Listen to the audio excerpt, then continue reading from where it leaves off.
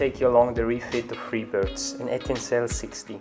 She partially sank in Japan during COVID and grounded on a beach. This year the owner decided to bring her back to life. During several months she was prepared to sail to Thailand. We put an external plywood patch over the damaged area, built a temporary rudder, put a new engine in and a lot more. We then sailed her over 4,000 nautical miles, mostly against wind, to start her major refit.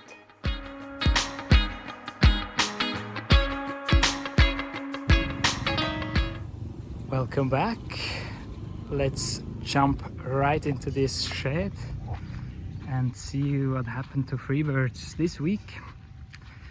There won't be much sketches and notes, but some results from testing, which I find quite interesting. Let's start here. The planking, that's all done. That was a really nice job. Most of it is actually really fair of the main of the planking itself, because this we could just sand down, but this is all the area of where also some damage happened, so there are just marks in the wood. And that's the second layer now. You see the first layer is that brown filler. Now there's the microlite filler on top or on the side of that where places got missed. So there will be more wood shown again after sanding this all off. But most important, there will be a smooth surface to put on the next layer of the cloth, or the full layer of the cloth. I made a bit of a sketch here. That's the two windows, the chain plate that got impacted, and we're gonna run some extra units on that part. And otherwise there will be three main layers of glass, or rolls of glass coming down. It's the nice thing, the units will run down and also the biax will just run down. That's all the overlaps, trying to get them on different spots. And yeah, that's the whole magic about that part. That will be rather straightforward to lay down.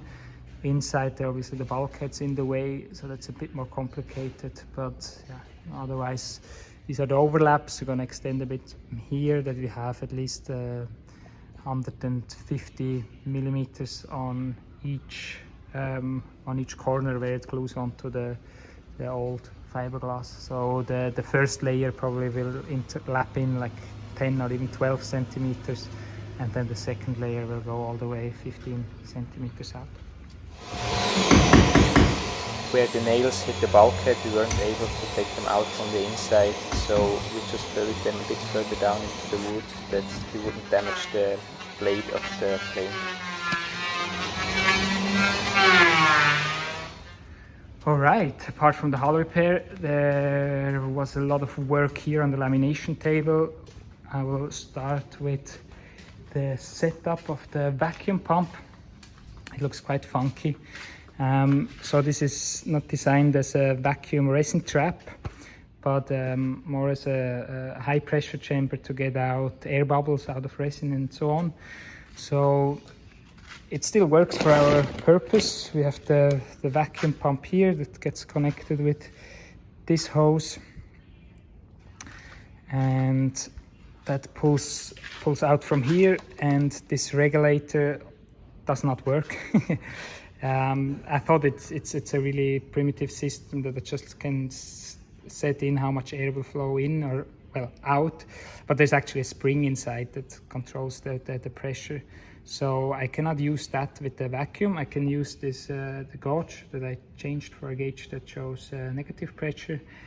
But now to control that, I don't always have to go on to the full speed or full vacuum pressure. I have this hose, like that's the main hose that runs to the vacuum bag, and then there's like a little, let's call it bypass, that goes all the way through here into that filter. This is just to have the air filtered that comes in here, so it doesn't get all the dust and so on into the pump. Yeah, and I've been busy on laying out full sheets and vacuum them together. Yeah, this way we have a bit of a stock of already ready sheets. This is now a 12 mil sheet, and it will get 800 of biax on top of it. I already made one sheet, also 12mm with 450 by X, and that was a bit too weak to replace the 12mm plywood without any top layer that was in the at the subfloor bulkheads. So I basically want to replace that ply, and I think that 12mm foam combined with the 800 by X, that will probably do the job. I did a testing with the 450 by X, but it was weaker than the plywood on weight. So yeah, that's going to be maybe useful for furniture, but not for nothing structural. So this is the beam 2.0. Well, it's still the same beam, but I tested it earlier out there on that setup. So today's test day for the beam. There's now roughly 200 kilos on it, more or less in the center, with also more or less fixed ends, because actually they're flexing even though I put all my power into them. So strength really doesn't seem a problem at all. There was no noise or cracking or anything, but you can see even here there's a bit of bending from left to right. Same on the other side. So this has quite an influence also on the flex in the middle. So what we now have with this 200 kilograms on is more or less 10 mil of flex. So 24 was the original distance.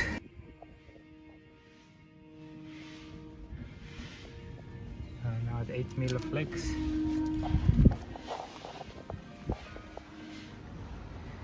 And having these results and knowing that it flexes actually a bit too much, we put now 2 extra layers of carbon, top and bottom. It's not vacuum, so there's no need. It's a test piece. Will have no impact on strength. So yeah, curious, that will be tested next week. And then we can move on to the cabin top. That now definitely looks different than before. This is the sheet, the 12 mil sheet I was talking about. Oh, it got dusty. That was laminated, and that's a test piece I cut out to test it as a little beam, and it was weaker than the plywood. So let's move up here.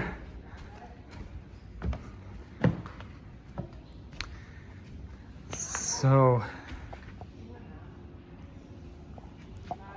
that's how that 30 mil foam looks on the cabin top. It is not so straightforward to put it down because we want to vacuum the top part, which means that we have to somehow seal our plug, our MDF plug from the bottom. And we thought about doing this with fastener that we then later cut through the fiberglass, get them out, but because of the briefer fabric we won't see them. So the idea is now to not use any fasteners at all, and that's why we cut those grooves into the foam, and this we filled now with the filler, like having it in the right shape. We actually put down again fasteners onto the plug, filled it with the filler, and when we now take it off, it remains in the shape more or less. It springs back a bit, but the vacuum will take care of to press it down nicely. So we have this full area and also one side already. What's going to happen next is that we are lifting section by section.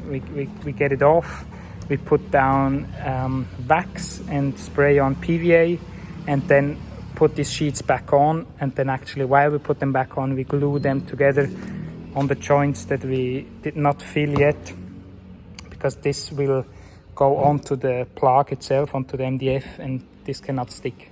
So only then we will put them back in, put the our wax release on, and do the section by section, glue it all back together, and then we will be actually ready for glassing.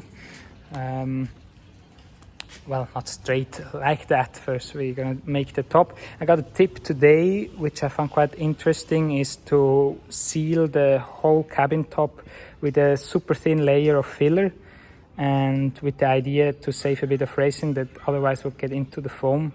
Very curious about that. Yeah, I heard it's promising to save some weight, but I'm also curious whether it has any influence in the strength. Like with wood, obviously you wouldn't want to do this, but I guess with foam it doesn't matter.